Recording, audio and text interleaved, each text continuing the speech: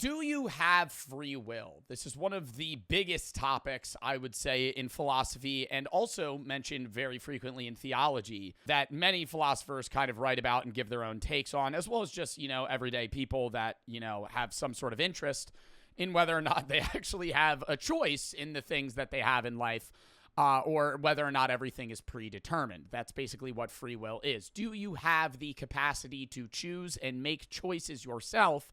Or is everything that you're ever going to go through in your life predetermined and known by fate prior to you doing those specific tasks or making those specific choices? We've talked about free will before on stream, but I really wanted to dive into this topic and give you some takes from different philosophers that I've read, as well as my own, on whether or not you are the author of your own life and you can make the decisions yourself, or if everything is predetermined and you're basically a cog in the machine with like the false knowledge or pretense of free will. Free will, like most topics in philosophy, is heavily disagreed upon. Depending on who you read, you're going to get varying takes on opposite ends of the spectrum. In my experience, usually leaning towards like no free will for the non-religious individuals and free will for the more theologically involved people. That's not the case overall, but I think older philosophy that's really intertwined with spirituality has a level of free will kind of ingrained into it. And then you have people that are like very pessimistic, like Friedrich Nietzsche, who believes that free will is basically a scheme that kind of assigns you to your own actions and makes you morally responsible for things that you had no choice over. One of the books that I always tell my audience to read if you're trying to get into philosophy is Plato's Republic, because I think it is obviously an early philosopher, Plato, and I think when you're getting into philosophy, it's usually easy to go through history. That's how they teach it in college. Usually your intro courses are almost always going to start out with like Greek philosophy, and then you're going to transition slower into modern day, like 1600s, and then maybe even to like, philosophers that exist now and are still alive. Plato doesn't actually use the term free will when he's writing in Plato's Republic. Plato's Republic is also framed as a conversation rather than a philosopher just kind of spieling about their own opinion. He basically has it mocked up where you're kind of like reading a play script almost. You're watching people talk to one another, and it would be like Mark and then a colon and what he says, and then, Jeremiah and what he says, and vice versa. And you kind of watch them talk. And the point that he ends up kind of making to the audience or the reader is that your choices are intertwined with your ability to contemplate about what is good, or you leaning into desire and what is bad, right? You have free will in the way that I interpret his writing when you are using your reason and leaning towards virtue or good, and you don't, and you're kind of caving into that fate-based, mindless living when you're leaning into your animalistic desires or bad. So it's not necessarily religious, but spiritual, I would say. You have a rational part in your soul, and you can use that to live a meaningful, virtuous life. But you can also fail and lean into, desire, and I don't want to say sin, but vice. And then you're no longer being a rational, free will-based person. You're being more like an animal, I guess. That's how I take what he says. Now, Hegel is a German idealist, historian, philosopher that lived in like the 1800s. I haven't really read much of him, but I do know about his take on free will, and I kind of like how he writes about it. And it's basically that your free will and your freedom in general is kind of made true by your capacity to look inward. Your capability to self-realize gives you free will because you're able to contemplate on your own choices, your own life, and the experiences that you've had, and plan for ones in the future, which separates you from many, self-conscious animals. Now, we're still animals, and I think that's where the balance for me comes in, and this is my own take. I think that we're developed enough and we're smart enough that we're capable of contemplating on the choices that we've made in our life.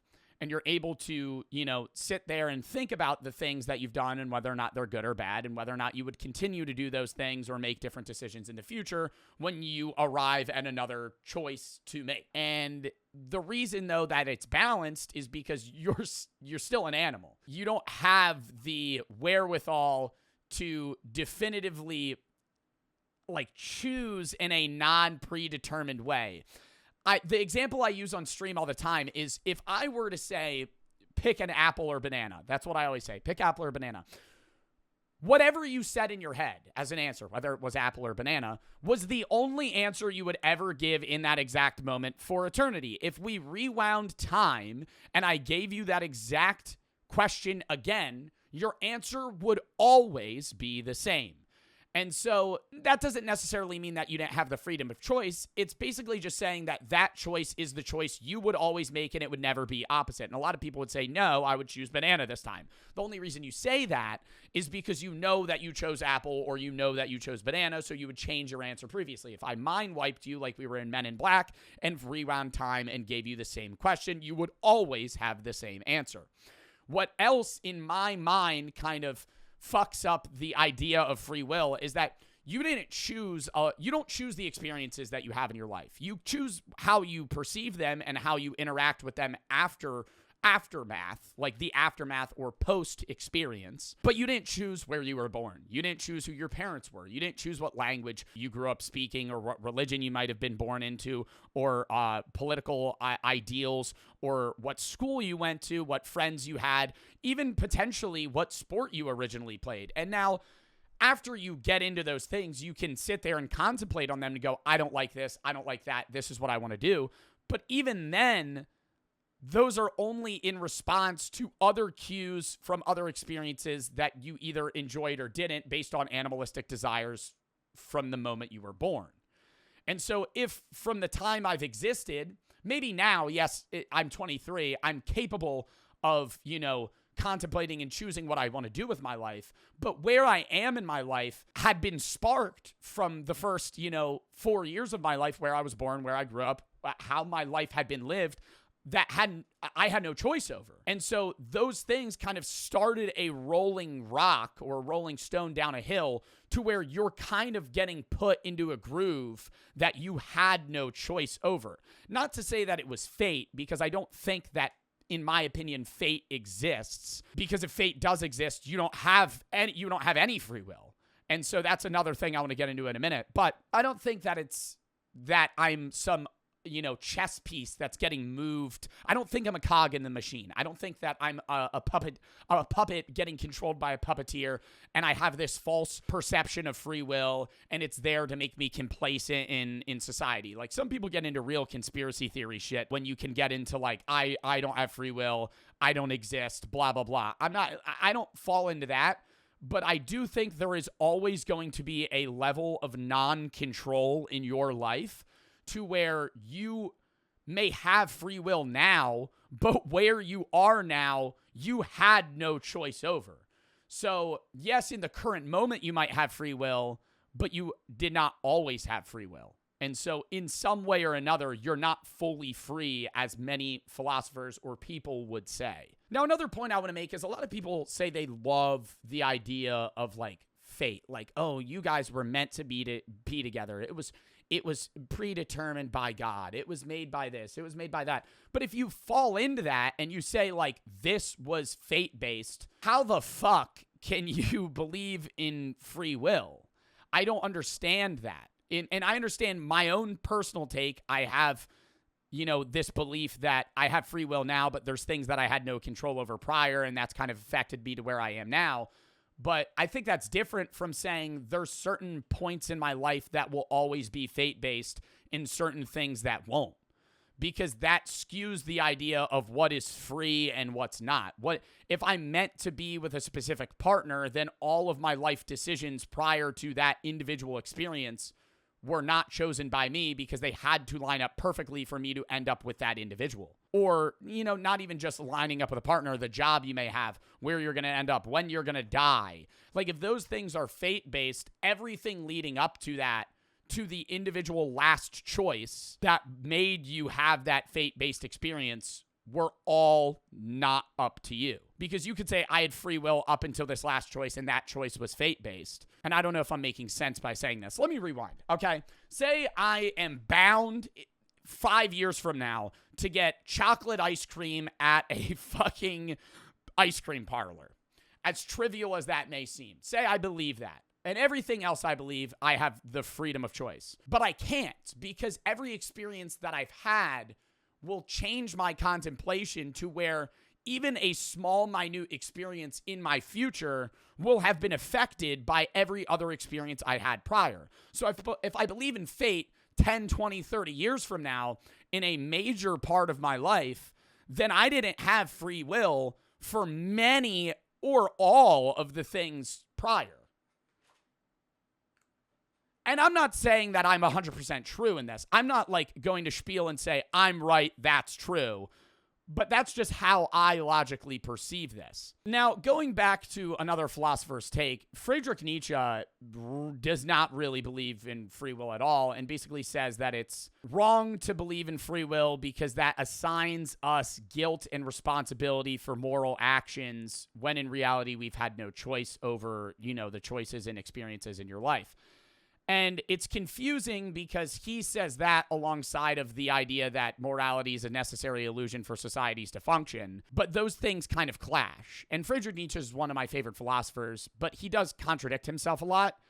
And you could say that, morality being a necessary illusion is in itself human-made and also predetermined and not, free will-based. It just doesn't make sense. I don't understand how he can say that there's no moral responsibility, but morality is also human-made. I don't know. Maybe it does make sense. I'm actively trying to contemplate this because whenever I read his takes on free will, I disagree with them. But I agree with his understanding of morality in that it's a necessary illusion for society to function. I think morality is something that humans need to live and prosper together. But it's not something that exists outside of humans, and it's not something that exists in the universe elsewhere. But to say that free will doesn't exist, and therefore we're not also responsible by any margin for our own choices, I think is outlandish. Because then you're getting into an anarchy where anything that I ever do, I'm not held responsible to. And I don't think that's true. I think that there's a level of leeway in the choices that you make to where all of your experiences in your life led you up to that moment. But to say that you hold 0%, if I go out and stab somebody and then just say, oh, I had no free will, it was a human-based desire, I had to do it, that's crazy. I think you could have some level of percentage-based margin where it's hey, this is, I'm an animal, but I'm also a human. That's why I like Hegel's take, because Hegel's basically saying that, free will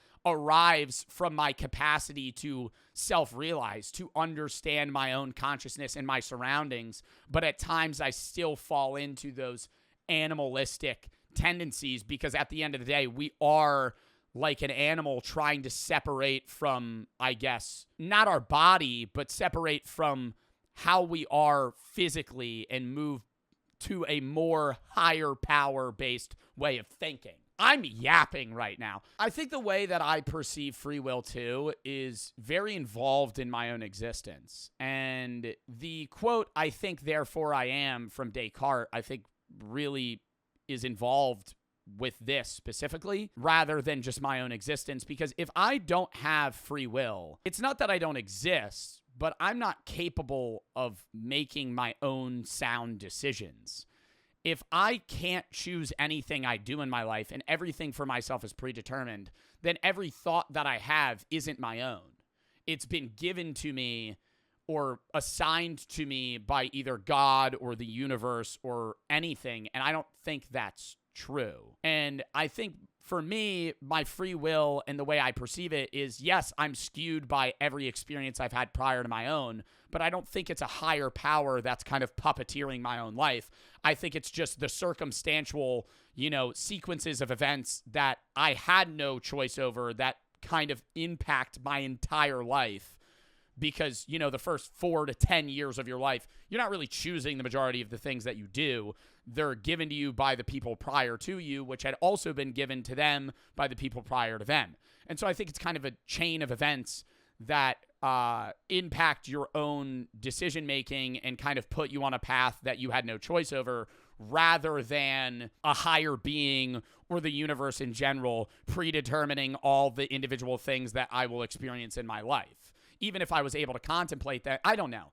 It doesn't make sense to say we have no free will whatsoever. I could rather get behind the idea that I don't exist, but I have free will than the opposite. Then I do exist, but I don't have free will. Because you could tell me I'm in a simulation, but in this simulation, I'm still capable of making my own sound decisions versus I exist in a real universe, but everything that I do is not my own. Like, it doesn't make sense to me. I think your choices in life are a combination of complex factors that put you in the exact place at the exact time that you have to make that choice. And in that moment of that choice, you don't have, free will because you're going to innately choose something based on the contemplation and experiences you had prior. But I think in those contemplations, you do have free will, which impact your choices later on, which gives you some level of free will. I don't know if I made sense.